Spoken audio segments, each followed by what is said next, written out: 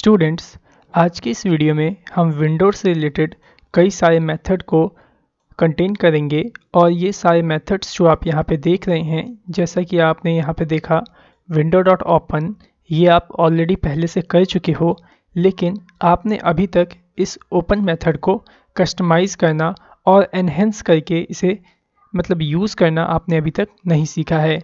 तो आज हम इन सभी मेथड्स को जो भी विंडो से रिलेटेड हैं, इसको हम एनहेंस करके आज की इस वीडियो में सीखने जा रहे हैं। तो चलिए सबसे पहले सीखते हैं विंडो डॉट ओपन को।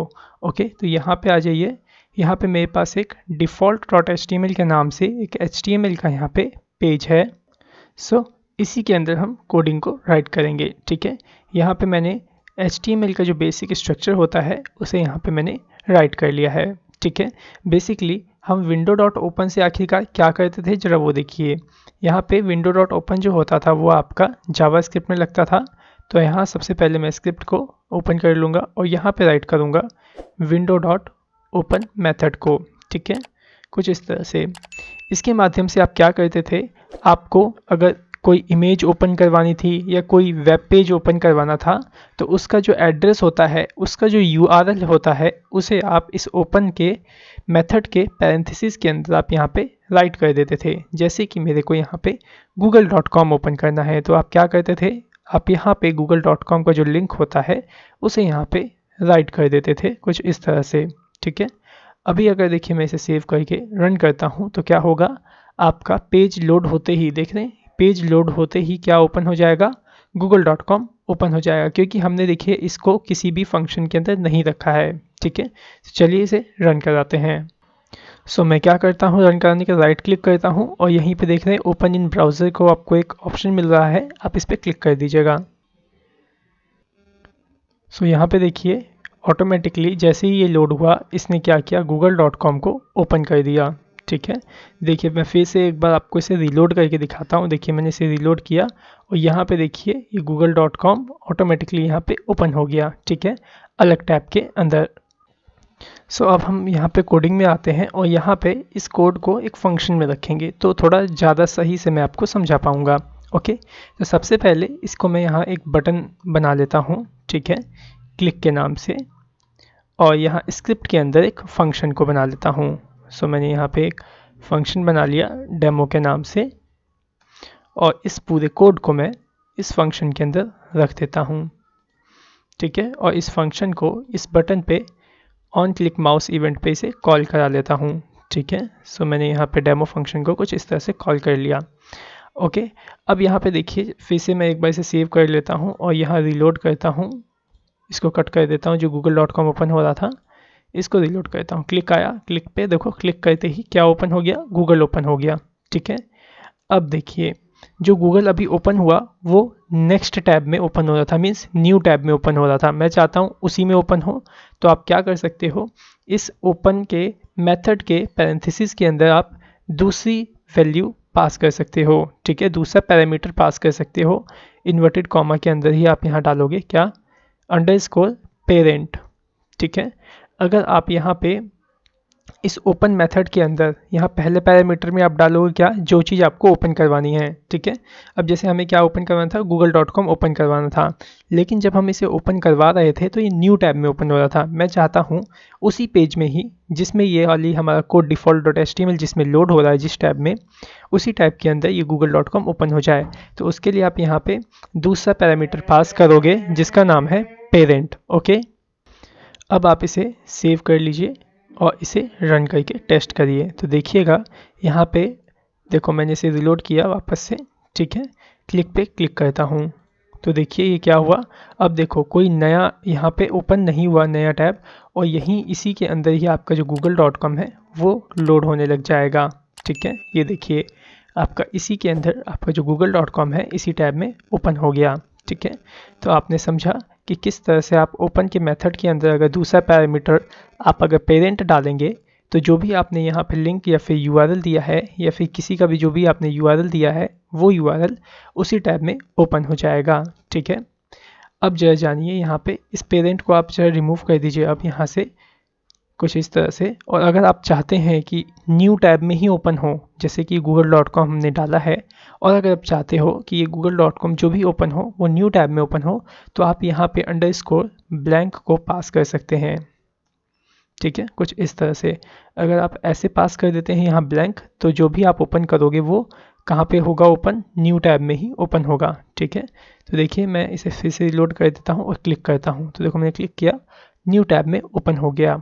ठीक है, अब जरा देखिए इसके अंदर आप एक और पैरामीटर पास कर सकते हो। देखो आपके इस ओपन फंक्शन मेथड के अंदर 3 पैरामीटर होते हैं। पहला तो आप यूआरएल दे सकते हो, दूसरा आप डिफाइन कर सकते हो कि आपको न्यू टैब में ओपन करवाना है या उसी टैब में ओपन करवाना है, और तीसरे पैरामीटर में आप ये डिफाइन कर सकते हो कि अगर आप इस यूआरएल को न्यू टैब में ओपन करवा रहे हो तो उस टैब का साइज़ क्या होगा। ठीक है, तो जैसे कि देखिए मैं यहाँ पे आपको बताता हूँ, जैसे मैं यहाँ पे साइज़ डाल देता हूँ, विड्थ 50 पिक्सल या 500 पिक्सल डाल देता हूँ। ओके, और यहाँ पे हाइट डाल देता हूँ 500, कुछ इस तरह से 500 पिक्सल ऐसे। ठीक है, अब आप इसे सेव कर लीजिए और इसे एक बार रन करके टेस्ट करिए, तो देखिएगा यहाँ पे क्या आपको रिजल्ट मिलता है। तो देखिए मैंने यहाँ पे क्लिक किया, तो यहाँ पे देखिए क्या हुआ, एक न्यू टैब या फिर एक न्यू विंडो ओपन हो गई जिसका साइज़ क्या है, 500 बाय 500 का साइज़ है। सो आई थिंक, उम्मीद करता हूँ आपको समझ में आ गया होगा ओपन मेथड की किस तरह से आप इस ओपन मेथड को और भी ज़्यादा कस्टमाइज़ करके यूज़ कर सकते हो। ठीक है, तो यहाँ पे देखिए एक बार फिर से समझ लीजिए window.open मेथड को कि क्या क्या इसमें करना होता है। तो देखिए यहाँ पे सबसे पहले पैरामीटर में आप क्या डिफाइन करोगे, वो URL जिसे कि आपको ओपन करवाना है। दूसरा यहाँ पे आप जो पैरामीटर डालोगे उसमें आप डिफाइन करोगे कि जो आप URL ओपन करवाना चाहते हो वो उसी टैब में करवाना चाहते हो या न्यू टैब में करवाना चाहते हो। ठीक है, और अगर आप अपने इस URL को न्यू टैब में ओपन करवाते हो तभी ये थर्ड वाला पैरामीटर आपका काम करेगा। अगर आप यहाँ पे पेरेंट पास करके यहाँ विड्थ और हाइट डालोगे तो आपका जो थर्ड पैरामीटर है विड्थ और हाइट का, ये वर्क नहीं करेगा। ठीक है, क्योंकि जब न्यू विंडो ओपन होएगी जब तो उसका विड्थ और हाइट आप यहाँ डाल पाओगे।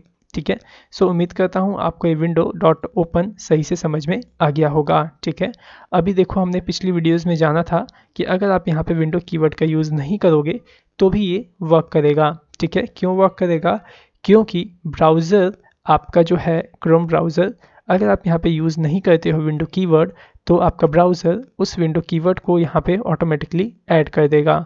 देखिए जैसे मैंने अभी यहाँ पे विंडो नहीं लगा रखा है, सिर्फ ओपन लिखा हुआ है।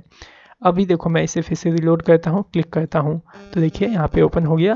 ठीक है, सो आपको सही से समझ में आ गया होगा window.open मेथड। ठीक है, तो चलिए अब सीखते हैं हम window.close मेथड को। ठीक है, अब इसका यूज़ कहाँ होता है जरा वो देखिए। तो आप window.close का यूज़ तब करोगे जब आपने किसी विंडो को इस तरह से ओपन किया है। ठीक है, जैसे कि आपने क्या किया, ओपन मेथड के माध्यम से आपने एक विंडो को ओपन किया और अगर आप उस विंडो को क्लोज़ करवाना चाहते हो तो आप वहाँ पे यूज़ करोगे window.close मेथड का। ठीक है, अब कैसे होगा जरा वो देखिए। यहाँ पे हमने विंडो को ओपन करने वाली फंक्शनैलिटी तो हमने यहाँ पे राइट कर ही रखी है। अब हम क्या करते हैं, एक और मैं देखो यहाँ पे बटन बना लेता हूँ।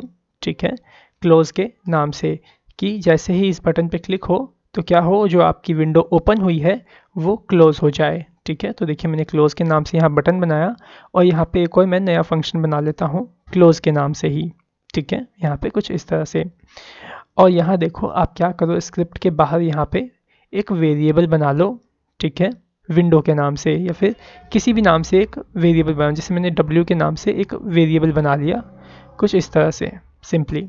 ठीक है, अब आप क्या करो, जो ये आपका ओपन मेथड है इस ओपन मेथड को आप इस वेरिएबल के अंदर रख लो। ठीक है, तो मैंने यहाँ पे इस ओपन मेथड को इस वेरिएबल के अंदर असाइन कर दिया। ठीक है, अब क्या करो, आप एक नया फंक्शन बनाओ क्लोज के नाम से। ठीक है, तो यहाँ देखिए मैंने क्लोज के नाम से एक फंक्शन बना लिया। अब जरा देखिए जो आपका ये विंडो डॉट क्लोज है ये कैसे वर्क करेगा। तो आप जिस विंडो को क्लोज करना चाहते हो, ठीक है, उसको आपको क्या करना पड़ेगा, उसको एक वेरिएबल में रखना होगा, जो कि देखो हमने यहाँ बाहर वेरिएबल बनाया है। बाहर वेरिएबल बनाने का मतलब है कि मैंने यहाँ पे जो वेरिएबल बनाया है ये ग्लोबल वेरिएबल बनाया है, ताकि मैं इस वेरिएबल को इस फंक्शन के अंदर भी यूज़ कर सकूँ और इस फंक्शन के अंदर भी यूज़ कर सकूँ। ठीक है, क्योंकि अगर मैं इस वेरिएबल को ग्लोबली नहीं बनाता तो मेरे को क्या प्रॉब्लम आती, इसके अंदर जो मैं अगर वेरिएबल बनाता तो इस वेरिएबल को मैं इस फंक्शन के अंदर एक्सेस नहीं कर पाता। लेकिन मैंने यहाँ पे जो ग्लोबल में वेरिएबल बनाया है इसको मैं इसमें भी एक्सेस कर सकता हूँ और इसमें भी एक्सेस कर सकता हूँ। ठीक है, तो आपका सिंपल से यहाँ पे क्या राइट करना है, w क्या है, आपकी जो न्यू विंडो ओपन हुई है वो, और बस आप इसमें डॉट करके क्लोज मेथड को इस तरह से लगा दीजिए। ठीक है, बस अब यहाँ पे जैसे ही देखो आप यहाँ पे आपने तो फंक्शन को कॉल कर ही रखा है क्लोज को, बस अब आपका जैसे ही आप इस पर क्लिक करोगे तो ये विंडो आपकी क्लोज हो जाएगी। ठीक है, तो देखिए मैं आपको सेव करके दिखाता हूँ। मैंने सेव कर लिया, रीलोड करता हूँ। ठीक है, तो देखिए मैंने इस पर क्लिक किया तो देखिए आपकी जो ये विंडो थी ये ओपन हो गई। ठीक है, देखिए गूगल क्रोम यहाँ पे आपका ओपन हो गया, google.com। अब जैसे ही मैं इस क्लोज बटन पे क्लिक करूँगा ये विंडो आपकी क्लोज हो जाएगी। तो देखिए मैंने इस पर क्लिक किया तो क्या हुआ, आपकी जो विंडो थी वो क्लोज हो गई। ठीक है, सो उम्मीद करता हूँ आपको ये सही से समझ में आ गया होगा। स्टूडेंट्स, अब हमें सीखना है विंडो डॉट कन्फर्म मैथड को। विंडो डॉट कन्फर्म मैथड हम कहाँ यूज़ करते हैं उसको समझने के लिए हमें यहाँ पे क्या करना पड़ेगा, एक फॉर्म बनाना पड़ेगा। तो चलिए यहाँ पे हम एक फॉर्म को पहले बना लेते हैं। सो यहाँ पे देखिए स्टूडेंट्स, मैंने यहाँ पे एक फॉर्म को तैयार कर लिया है।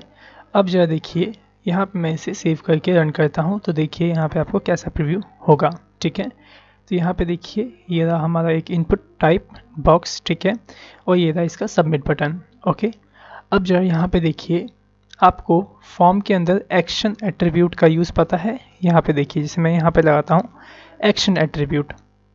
सो अगर आपको एक्शन एट्रीब्यूट का यूज़ नहीं पता है तो समझिए यहाँ पे क्या होता है, हम क्यों लगाते हैं यहाँ पे एक्शन एट्रीब्यूट। तो जरा समझिए यहाँ पे जब आप इस फॉर्म को सबमिट करते हो, ठीक है, जैसे कि जो मैंने फॉर्म बनाया जब मैं सबमिट करता हूँ, जैसे मैंने ऐसे सबमिट किया तो अभी यहाँ पे क्या हो रहा है, आपका जो पेज है ये रीलोड हो जा रहा है। ठीक है, लेकिन मैं चाहता हूँ जब सबमिट हो तो एक कन्फर्म एक पेज ओपन हो जिसके अंदर लिखा हो कि आपका फॉर्म सबमिट हो चुका है। तो वो पेज यहाँ पे ओपन होना चाहिए। मींस सबमिट होने पे क्या होना चाहिए, ये पेज रीलोड होके वापस ना आए, जैसे ही सबमिट हो वैसे ही एक नया पेज ओपन हो जाए। ठीक है, और उस पेज में ये कंफर्मेशन लिखा हो कि आपने जो फॉर्म सबमिट किया है वो फॉर्म सक्सेसफुली सबमिट हो चुका है। ठीक है, तो उस पेज के लिंक को आप इस एक्शन के अंदर देते हो। ठीक है, तो अब आपको समझ में आया कि आप एक्शन एट्रीब्यूट का क्यों यूज़ करते हो फॉर्म में। सक्सेसफुल का जो मैसेज होता है उसे जिस पेज में आप प्रेजेंट करना चाहते हो उस पेज का जो URL होगा आप उसको यहाँ पे डालोगे। ठीक है, तो मैं यहाँ पे क्या करता हूँ, एक और न्यू पेज ले लेता हूँ Ctrl+N से, और इसके अंदर मैं एक H1 से कुछ इस तरह से मैं यहाँ पे क्या करने वाला हूँ, एक कन्फर्म मैसेज राइट कर देता हूँ। ठीक है, तो मैंने इसके अंदर राइट कर दिया, thank you, your form is submitted successfully. So यहाँ पे देखिए हमने राइट कर लिया इस पेज में। सेव कर लेता हूँ मैं इसको। ठीक है, कहाँ पे सेव कर रहा हूँ, अभी देखिए ये default.html यहाँ पे सेव है, तो यहीं पे मैं सक्सेस के नाम से इसे सेव कर देता हूँ, success.html के नाम से। ठीक है, अब इस default.html के अंदर जो फॉर्म हमने यहाँ डिफाइन किया है, यहाँ पे जो एक्शन हमने एट्रीब्यूट लगाया है, इसके अंदर मैं इस पेज का नाम राइट कर देता हूँ। ठीक है, क्या नाम है, success.html। ओके, अब मैं इसे सेव कर लेता हूँ। ठीक है, अब जरा देखिए मैं इस फॉर्म को यहाँ पे रीलोड कर लेता हूँ और इसके अंदर देखिए जैसे मैंने कोई डेटा डाला यहाँ पे कुछ इस तरह से, और जैसे ही मैं सबमिट करूँगा तो क्या होगा, वो सक्सेस वाला फॉर्म सक्सेस वाला जो पेज है वो ओपन हो जाएगा। तो देखिए मैंने यहाँ सबमिट किया तो यहाँ पे देखिए क्या मैसेज आ गया, thank you, your form is submitted successfully.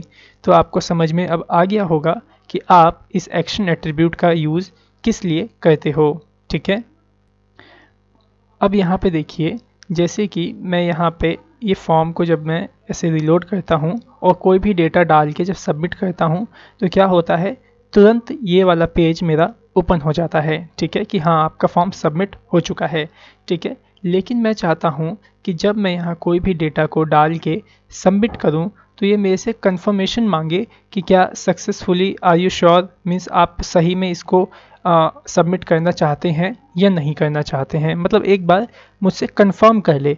तो कैसे होगा वो होगा आपका विंडो डॉट कन्फर्म मेथड से, ठीक है। तो चलिए अब हम उसको सीखते हैं। तो आप यहाँ पे क्या करो, यहाँ पे जो आपने एक्शन लगाया है आप इसको यहाँ से रिमूव कर दो, ठीक है, कुछ इस तरह से। और यहाँ पे आप नीचे स्क्रिप्ट को स्टार्ट कर लो। ओके, तो मैंने यहाँ देखिए स्क्रिप्ट को स्टार्ट कर लिया है। और अब आप यहाँ पे क्या करो, एक फंक्शन बनाइए, ठीक है। तो मैं यहाँ पे सबमिट के नाम से ही फंक्शन बना लेता हूँ या फिर किसी और नाम से बना लेता हूँ, जैसे डेमो के नाम से ही मैं फ़िलहाल यहाँ पे फंक्शन बना लेता हूँ। और इस फंक्शन में देखिए मैं क्या डिफ़ाइन करने वाला हूँ, ठीक है। मैं चाहता हूँ जब ये फॉर्म सबमिट हो तो क्या हो, आपसे एक कंफर्मेशन मांगा जाए। तो आप यहाँ पे राइट कर दो विंडो डॉट कन्फर्म, ओके, कुछ इस तरह से। और इसमें जो क्वेश्चन आप पूछना चाहते हो वो यहाँ पे आप पूछ सकते हो, जैसे कि मैंने यहाँ पे लिखा आर यू श्योर, ठीक है, कुछ इस तरह से इतना लिख दीजिएगा आप। ओके, अब आप क्या करो, इस फंक्शन को आप यहाँ पे फॉर्म पे सबमिट करवा दो, ठीक है, मीन्स आप यहाँ पे इसको कॉल करवा लो। इस फंक्शन को मैंने सबमिट बोल दिया, आप इस फंक्शन को यहाँ पे फॉर्म में कॉल करवा लो। कैसे कॉल करवाओगे, ऑन सबमिट पे। क्यों, क्योंकि अभी हमें ये जो कंफर्मेशन जो मैसेज देना है ये कब देना है, जब आपका फॉर्म सबमिट हो, ठीक है। तो मैं यहाँ पे डेमो फंक्शन को कुछ इस तरह से कॉल कर लेता हूँ, ठीक है। अब देखिए मैंने इसे सेव कर लिया। अब मैं इसे रीलोड करता हूँ यहाँ पे। अब देखिए जैसे मैंने इसमें डेटा डाला, सबमिट करता हूँ, तो देखो यहाँ पे इसने मुझसे पूछा आर यू श्योर।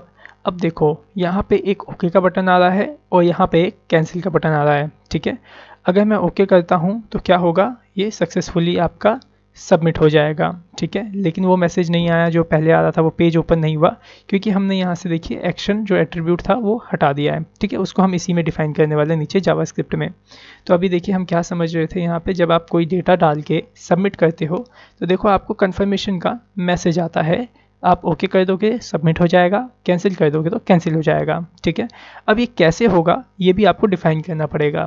अब जरा समझिए यहाँ पे आप कि जब आप ओके पे क्लिक करते हो तो क्या होता है। तो देखो जब आप ओके पे क्लिक करते हो तो ये जो विंडो आप देख रहे हो, छोटी सी जो आई है कन्फर्मेशन विंडो, ये रिटर्न करती है ट्रू को। ओके, अगर आप ओके पे क्लिक करोगे तो क्या होगा, ये ट्रू को रिटर्न करेगी। और अगर आप कैंसिल पे क्लिक करते हो तो ये फॉल्स को रिटर्न करेगी। अब ये मेरे को कैसे पता चला, जरा वो देखिए। तो आप यहाँ देखिए क्या करिए, जो आपने यहाँ विंडो डॉट कन्फर्म लिखा है ना, आप इसको एक वेरिएबल में स्टोर कर लीजिए। तो मैंने ए नाम से ही फ़िलहाल वेरिएबल बना लिया और इसमें स्टोर कर लिया, ठीक है। और आप इसी को अलर्ट कर दो, ठीक है, कुछ इस तरह से। अब देखो मैंने इसे सेव किया, अब इसे मैं फिर से रन करता हूँ। तो देखिए मैंने इसे रिलोड किया, कुछ डेटा डालता हूँ और सबमिट करता हूँ। तो देखो पूछ रहा है आर यू श्योर, ओके पे मैं क्लिक करता हूँ तो देखो इसने मेरे को क्या रिटर्न किया, ट्रू रिटर्न किया, ठीक है। और फिर से मैं कुछ डेटा डाल के सबमिट करता हूँ और कैंसिल पे क्लिक करूँगा तो देखो इसने मेरे को क्या रिटर्न किया, फॉल्स रिटर्न किया। तो बस अब आपको क्या करना है, इसी ट्रू और फॉल्स की कंडीशन लगानी है, इसी को ट्रिगर करके आप कंडीशन लगा दो। अगर फॉल्स हुआ है तो आपका पेज रिलोड हो जाए और अगर ओके पे क्लिक हुआ है मीन्स ट्रू आया है तो क्या हो जाए, आपका फॉर्म सक्सेसफुली सबमिट हो जाए, ठीक है। तो आप कैसे करोगे जरा वो देखिए। आप यहाँ पे कंडीशन लगाइए। तो मैं देखिए यहाँ पे कंडीशन लगाता हूँ, if A equal equal true, ठीक है, मीन्स अगर ए जो है ए वेरिएबल अगर ये ट्रू रिटर्न करता है, ठीक है, तो क्या होना चाहिए उसे आप इसमें डिफाइन करिए। और अगर ये फॉल्स रिटर्न करता है मीन्स ट्रू रिटर्न अगर नहीं करता है तो आप उसे इस एल्स में डिफाइन करिए, ठीक है। तो सबसे पहले हम ट्रू की कंडीशन को यहाँ पे डिफाइन करने वाले हैं, ठीक है। तो हम चाहते हैं कि जब इस वेरिएबल में ट्रू आए तो इस फॉर्म के अंदर एक्शन एट्रीब्यूट लग जाए और उसके अंदर जो हमने success.html का पेज बनाया हुआ है ये लिंक उसके अंदर आ जाए, ठीक है। तो इसे इसमें डिफाइन करने के लिए आपको क्या करना होगा, आपको यहाँ ऊपर, ठीक है, यहाँ पे इसके अंदर यहाँ पे एक वेरिएबल बनाना होगा फॉर्म के नाम से और इस फॉर्म वेरिएबल के अंदर आपको इस फॉर्म को स्टोर करना होगा, ठीक है। तो मैं यहाँ पे पहले इस फॉर्म के अंदर एक आईडी लगा देता हूँ FRM के नाम से, ठीक है।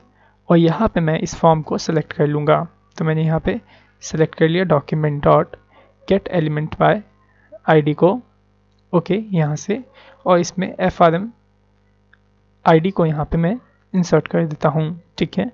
तो अब इस फॉर्म के अंदर क्या जाएगा, ये वाला फॉर्म, ठीक है। अब आप इसमें डिफ़ाइन कर सकते हो। तो देखिए कैसे आप यहाँ पे डिफ़ाइन करोगे। आप यहाँ पे डिफ़ाइन करोगे कि अगर आपका जो ए वेरिएबल है, अगर ये ट्रू के इक्वल आपको वैल्यू रिटर्न करता है, तो यहाँ पे क्या आना चाहिए, आपका जो फॉर्म है वो सक्सेसफुली सबमिट हो जाना चाहिए। तो यहाँ पे आप इस तरह से राइट करिए, पहले फॉर्म को यहाँ पे राइट करिए और इसके अंदर आपको कौन सा एट्रीब्यूट लगाना होगा, एक्शन। तो मैंने यहाँ पे देखिए एक्शन एट्रीब्यूट लगाया और इसके अंदर क्या वैल्यू आप दोगे, success.html, success.html, कुछ इस तरह से आप यहाँ पे पास कर दो, ठीक है। अब जरा आप सेव कर लो, ओके, और एक बार रन करके टेस्ट करो क्या ये वर्क करता है या नहीं, ठीक है। तो देखिए मैंने यहाँ पे कुछ भी एक डेटा डाला, सबमिट पे क्लिक करता हूँ तो देखो इसने मुझसे पूछा आर यू श्योर, मैंने बोला ओके। तो देखिए मैंने ओके किया तो देखो क्या हुआ, मेरा जो फॉर्म था वो सबमिट हो गया, ठीक है। लेकिन अगर मैं कैंसिल पे क्लिक कर दूँ तो क्या होना चाहिए, आपका जो ये पेज है ये रीलोड हो जाना चाहिए, ठीक है। तो पेज को रीलोड करने के लिए आप क्या लगाओगे, लोकेशन डॉट रीलोड मेथड को, कुछ इस तरह से, ठीक है। तो आप एल्स में ये डिफाइन कर दो। अब देखिए मैं इसे सेव करता हूँ और आपको यहाँ पे रन करके दिखाता हूँ। तो देखिए मैंने यहाँ पे नाम दिया ABC, सबमिट करता हूँ। इसने मुझसे कंफर्मेशन पूछा कि आप सक्सेसफुली इस फॉर्म को सबमिट करना चाहते हो, तो मैंने बोला हाँ सबमिट करना चाहता हूँ। तो मैं ओके दबाऊँगा और कैंसिल करना चाहता हूँ तो कैंसिल दबा दूँगा। तो देखो मैंने कैंसिल दबाया तो क्या हुआ, आपका फॉर्म देखो सबमिट नहीं हुआ और ये यहीं पे रीलोड हो गया, ठीक है। लेकिन अगर कुछ डेटा डाल के मैं सबमिट करता हूँ और ओके करता हूँ तो देखिए जो आपका फॉर्म है वो सक्सेसफुली सबमिट हो जाएगा, ओके। सो उम्मीद करता हूँ कि आपको विंडो डॉट कन्फर्म मेथड जो है वो सही से समझ में आ गया होगा। यहाँ पे आप विंडो का यूज़ कर भी सकते हो और नहीं भी कर सकते हो। ये वाली विंडो आप देख रहे हो ना, क्योंकि बाय डिफ़ॉल्ट आपका ब्राउज़र तो लगा ही देगा अगर आप नहीं लगाओगे तो, ठीक है। अब चलिए देखिए कौन सा रह गया, विंडो डॉट प्रिंट, ठीक है। अब सीखते हैं विंडो डॉट प्रिंट मेथड को। चलिए यहाँ आ जाइए डिफ़ॉल्ट के अंदर। तो जो भी मैंने कोड किया है सबसे पहले मैं इसको रिमूव कर लेता हूँ, ठीक है। तो मैं इसको सभी को एक तरीके से मैं यहाँ से रिमूव कर लेता हूँ और अब देखिए मैं इसमें कुछ चीज़ों को राइट करता हूँ। सो यहाँ पे देखिए स्टूडेंट्स, मैंने यहाँ पे H1 से राइट किया बॉडी में welcome to HTP computer education, और दूसरे लाइन में मैंने एक इमेज को इंसर्ट किया है और तीसरे लाइन में मैंने यहाँ पे एक बटन को राइट किया है, ठीक है। अब जो है इसका प्रीव्यू देख लीजिए किस तरह से प्रीव्यू आ रहा है, कुछ इस तरह से, ठीक है। अभी नॉर्मली आप क्या करते थे, प्रिंट बटन पे क्लिक करते थे तो क्या आता था, एक प्रिंटिंग का जो डायलॉग बॉक्स विंडो होती है, प्रिंटिंग विंडो, वो ओपन हो जाती थी, ठीक है। अब देखिए हम इसे किस तरह से कस्टमाइज़ करेंगे विंडो डॉट प्रिंट मेथड से, ठीक है। तो आप यहाँ पे क्या करिए, सबसे पहले तो स्क्रिप्ट को स्टार्ट कर लीजिए, ओके, और इसमें एक फंक्शन बनाइए। तो मैं यहाँ पे एक फंक्शन बना लेता हूँ W प्रिंट के नाम से, मीन्स विंडो प्रिंट के नाम से, ओके। यहाँ देखिए मैंने यहाँ पे इस तरह से पैरेंथेसिस को नहीं लगाया था, मैंने लगा लिया यहाँ पे, ठीक है। अब आप इसमें राइट कर दीजिए सिंपल से विंडो डॉट प्रिंट मेथड को, कुछ इस तरह से सेव कर लीजिए इसको। और इस W प्री जो W हमने प्रिंट मेथड लगाया है W प्रिंट, आप इसको यहाँ पे इस बटन पे ऑन क्लिक माउस इवेंट पे कॉल करा लीजिए, ठीक है। सो देखिए मैंने यहाँ पे W पे प्रिंट जो हमारा फंक्शन था इसको मैंने यहाँ पे इस बटन के ऊपर ऑन क्लिक माउस इवेंट पे कॉल करा लिया, ठीक है। इसे सेव कर लीजिए और एक बार यहाँ पे रन करके टेस्ट करिए। तो देखिए मैंने इसे रिलोड किया, प्रिंट पे मैं क्लिक करता हूँ तो देखिए यहाँ पे आपकी विंडो ओपन हो गई प्रिंटिंग वाली, और यहाँ पे देखो जो आपका पेज है वो भी अभी यहाँ पे प्रीव्यू हो जाएगा। तो देखिए यहाँ पे आपका पूरा जो पेज था वो प्रीव्यू हो गया, और यहाँ पे देखो जरा कि जो भी आपके पेज में था, जैसे कि ये हेडिंग थी तो देखो यहाँ पे हेडिंग भी आ गई, इमेज थी इमेज भी आ गई, और ये प्रिंट जो बटन आप देख रहे हो ये प्रिंट बटन भी यहाँ पे आ गया, ठीक है। लेकिन मैं चाहता हूँ ये प्रिंट बटन ना आए, प्रिंटिंग करूँ तो, या फिर ये H1 है, ये H1 ना आए जब मैं प्रिंटिंग करूँ सिर्फ फ़ोन ही आए, तो ये सब आप कैसे कर पाओगे जरा वो देखिए। ठीक है, तो आप यहाँ पे आ जाइए कोडिंग के अंदर, और इसको मैनेज करने के लिए आपको यहाँ पे मीडिया मीन्स CSS का यूज़ करना पड़ेगा। तो मैं यहाँ पे देखिए हेड टैग के अंदर स्टाइल टैग को स्टार्ट कर लेता हूँ और यहाँ पे यूज़ करता हूँ मीडिया का। ठीक है, कुछ इस तरह से मीडिया, और यहाँ पे आप दोगे मीडिया प्रिंट। ओके, अब आप इसमें डिफाइन कर सकते हो जिसको आप प्रिंट नहीं करना चाहते आप उसे क्या करो, डिस्प्ले नन कर दो। जैसे कि देखिए मैं इस बटन को प्रिंट आउट नहीं करवाना चाहता, तो देखिए मैं यहाँ पे बटन टैग को सिलेक्ट करता हूँ और यहाँ पे मैं राइट कर देता हूँ डिस्प्ले नन, कुछ इस तरह से। ठीक है, इसे अब आप सेव कर लीजिए और यहाँ पे रीलोड करिए। ठीक है, अब देखिए मैं प्रिंट पे क्लिक करता हूँ तो यहाँ पे आया, और यहाँ पे देखिए अब क्या हुआ, यहाँ पे जो प्रिंट का जो बटन था अब वो बटन यहाँ पे प्रीव्यू नहीं हो रहा है। ठीक है, अगर आप चाहते हो ये H1 भी ना आए तो आप यहाँ पे इस H1 को भी ऐड कर दो। देखो मैंने इसे कैंसिल किया तो देखो यहाँ पे आपका प्रिंट दिख रहा है, लेकिन उस विंडो में, प्रिंटिंग वाली विंडो में आपको ये प्रिंट देखने को नहीं मिलेगा, क्योंकि यहाँ पे आपने मीडिया में डिफाइन कर दिया है कि बटन आपका डिस्प्ले नन हो जाए। अगर आपको H1 भी हटाना है तो कॉमा देके आप H1 को भी यहाँ पे सेलेक्ट कर लीजिए। ठीक है, तो मैंने देखो सेव कर लिया, रीलोड करता हूँ यहाँ पे और प्रिंट पे क्लिक करता हूँ। सो यहाँ पे देखिए इस बार यहाँ पे क्या हुआ, सिर्फ और सिर्फ आपकी इमेज ही प्रिंट आउट हुई, ना ही प्रिंटिंग का जो बटन था वो प्रिंट हुआ और ना ही हेडिंग प्रिंट हुई। तो आई थिंक आपको समझ में आ गया होगा कि किस तरह से आप इस प्रिंट वाले मेथड को आप किस तरह से कस्टमाइज़ करेंगे। ठीक है, तो जो भी मैंने आज यहाँ पे आपको सिखाया ये चारों की चारों विंडोज़ की प्रॉपर्टीज़, सॉरी प्रॉपर्टी कह रहा हूँ, मेथड्स, आप इसको किसी रफ कॉपी में नोट डाउन कर लीजिएगा। Okay, so thanks for watching our video, have a nice day.